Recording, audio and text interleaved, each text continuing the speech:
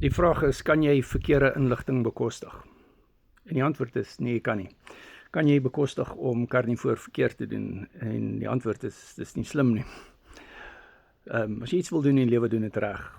Is maklik om Carnivore te doen, maar is maklik om dit verkeerd te doen. Om 'n accountability partner te hê, is beter. Om iemand te hê wat 7 jaar se ervaring het met Carnivore en 6 jaar se coaching ervaring het, wat vir jou 200 resepte gee en bootcamps aanbied, is beter. So jy kan my op jou WhatsApp hê. WhatsApp my Carnivore Keto Word Coaching, my nommer is in die bio.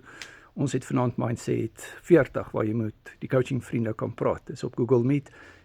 Die coaching wat ek en jy gaan doen, gaan wees op WhatsApp video call. Ons bied Sondag die Ekseem bootcamp aan. Ons het nou Woensdag die koffie en tee bootcamp aangebied. Die tema is oor vleuel. Met ander woorde, 20% van die koffie en tee bootcamp het gegaan oor 'n vetterige lewer. So moenie dink, as ons sê koffie en tee bootcamp, het gaan net oor koffie nie. As baie dinge ter sprake. Ons het ook gekyk na autofagie en hoe koffie autofagie kan help. WhatsApp my nommer is in die bio.